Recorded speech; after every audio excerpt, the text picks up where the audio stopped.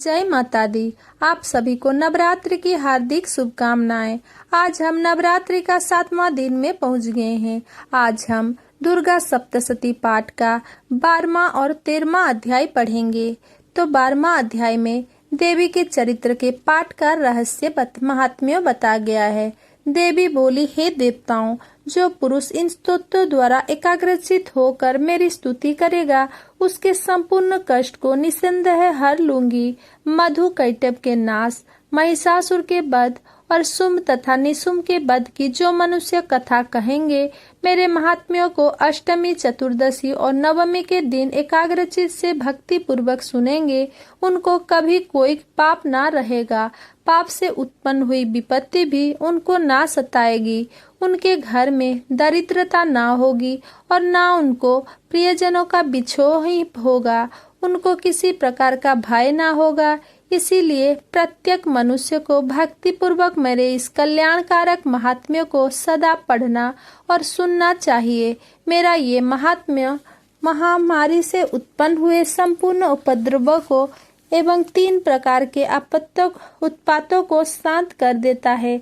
जिस घर और मंदिर में या जिस स्थान पर मेरा ये स्तोत्र विधि पूर्वक पढ़ा जाता है, उस स्थान का मैं कभी भी त्याग नहीं करती और वहाँ सदा ही मेरा निवास रहता है। बलिदान, पूजा, होम तथा महोत्सवों में मेरा यह चरित्र उच्चारण करना तथा सुनना चाहिए। ऐसा हवन पूजन मनुष्य चाहे जानकर या बिना जाने करे, मैं उसे तुरंत ग्रहण कर लेती हूँ। शरत काल में प्रत्येक वर्ष जो महापूजा की जाती है, उसमें मनुष्य भक्ति पूर्वक मेरा यह महात्म्य सुनकर सब विपत्तियों से छूट जाता है और धन धान्य तथा पुत्रादि से संपन्न हो जाता है। मेरे इस महात्म्य और कथाओं इत्यादि को सुनकर मनुष्य युद्ध में निर्भय हो जाता है और महात्म्यों के श्रवण करने वालों के शत्रु नष्ट हो जाते हैं तथा कल्याण की प्राप्ति होती है।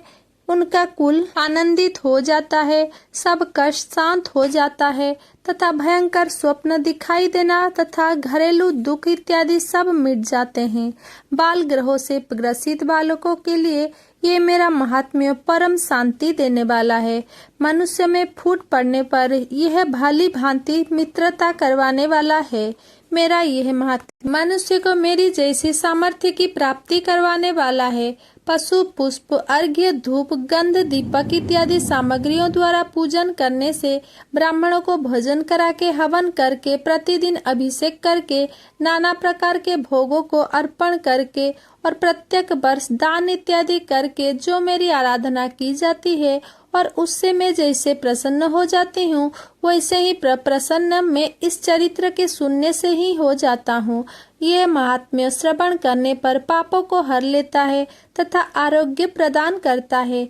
मेरे प्रादुर्भाव का कीर्तन दुष्ट प्राणियों से रक्षा करने वाला है, युद्ध में दुष्ट दैत्यों का संहार करने वाला है। इसके सुनने से मनुष्य को शत्रुओं का भय नहीं रहता।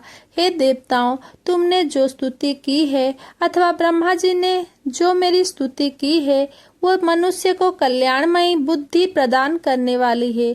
वन में सुने मार्ग में अथवा दानवानल में से घिरे जाने पर, वन में चोरों से घिरा हुआ या शत्रुओं द्वारा पकड़ा हुआ, जंगल में सिंहों से व्याघ्रों से या जंगली हाथियों द्वारा पीछा किया हुआ, राजा के क्रुद्ध हो जाने पर, मारे जाने के भय से, समुद्र में नाव के डगमगाने पर, भयंकर युद्ध में फंसा होने पर, किसी भी प्रकार की पीड़ा से पीड़ित और बाधाओं से दुखी हुआ मनुष्य मेरे इस चरित्र को स्मरण करने से संकट से मुक्ति हो जाता है।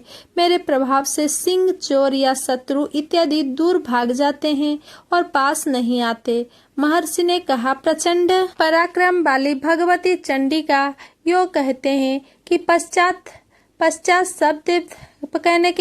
सब देवताओं के देखते ही देखते अंतर्ध्यान हो गई और संपूर्ण देवता अपने शत्रुओं के मारे जाने पर पहले की तरह यज्ञ भाग का उपभोग करने लगे। उनको अपने अधिकार फिर से प्राप्त हो गए। युद्ध में देवताओं के शत्रुओं शुंभ और निशुंभ के देवी के हाथों मारे जाने पर बाकी बचे हुए राक्षस पाताल को चले गए। हे राजन, इस प्रकार भगवती अंबिका नित्य प्रति हुई भी बार बार प्रकट होकर इस जगत का पालन करती है, इसको मोहित करती है, जन्म देती है और प्रार्थना करने पर समृद्धि प्रदान करती है। हे राजन, भगवती ही महाप्रलय के समय महामारी का रूप धारण करती है और वही संपूर्ण ब्रह्मांड में व्याप्त है, और वही भगवती समय समय पर महाकाली तथा महामारी का रूप बनाती है और स्वयं अजन्मा होती हुई भी सृष्टि के रूप में प्रकट होती है। वह सनातनी देवी प्राणियों का पालन करती है और वही मनुष्य के अद्भुतय के समय घर में लक्ष्मी का रूप बनाकर स्थित हो जाती है तथा अभाव के समय दरिद्रता बनकर विनाश का कारण बन जाती है। पुष्प, धूप और गंध आदि से पूजन करके इनकी स्तुति करने से वे धन एवं पुत्र देती है और धर्म से शुभ बुद्धि प्रदान करती है। 12वां अध्याय समाप्त। 13वां अध्याय राजा सूरत और वैश्य का देवी का वरदान। महर्षि मेधा ने कहा, हे राजन, इस प्रकार देवी के उत्तम महात्म्यों का वर्णन मैंने तुमको सुनाया। जगत को धारण करने वाली इस देवी का ऐसा ही प्रभाव है। वही देवी ज्ञान के देने वाली है और भगवान विष्णु की इस माया के प्रभाव से तुम और यह वैश्य तथा अन्य विवेकी जन मोहित होते हैं और भविष्य में मोहित होंगे। हे राजन, तुम इसी परमेश्वरी की शरण में जाओ। यही भगवती आराधना करने पर मनुष्य को भोग स्वर्ग तथा मोक्ष प्रदान करती है। मार्कंडेय जी ने कहा, महर्षि मेधा की यह बात सुनकर राजा सूरत ने उन उग्र व्रत वाले ऋषि को प्रणाम किया और राज्य के छिन जाने के कारण उसके मन में अत्यंत ग्लानि हुई और वो राजा तथा वैश्य तपस्या के लिए वन को चले गए और नदी के तट पर आसन लगाकर भगवती के दर्शन के लिए तपस्या करने लगे। दोनों ने नदी के तटों पर देवी की मूर्ति बनाई और पुष्प, धूप, दीप तथा हवन द्वारा देवी का पूजन करने लगे। पहले उन्होंने आहार को कम कर दिया, फिर बिल्कुल निराहार रहकर भगवती में मन लगाकर एकाग्रचित के साथ उसकी आराधना करने लगे। वे दोनों अपने शरीर के रक्त से देवी को बलि देते हुए लगातार 3 वर्ष तक भगवती की आराधना करते रहे।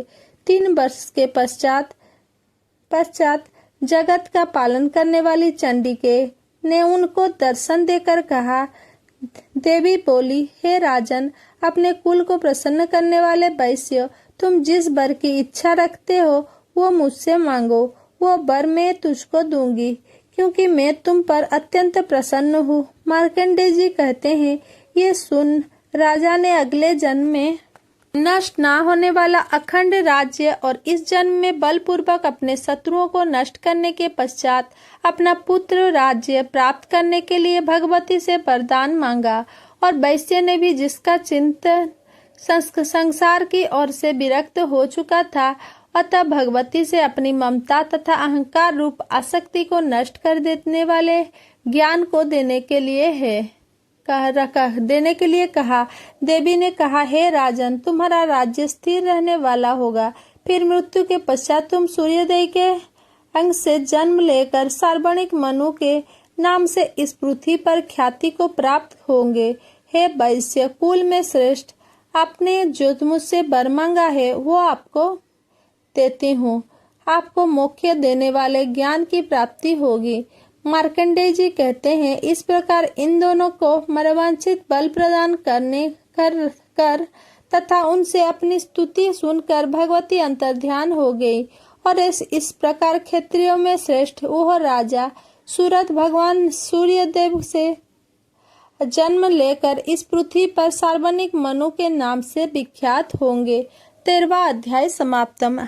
अगर मेरा ये वीडियो आपको पसंद आया हो तो मेरा वीडियो को लाइक, कमेंट, शेयर करें एंड मेरा चैनल को सब्सक्राइब करें। धन्यवाद।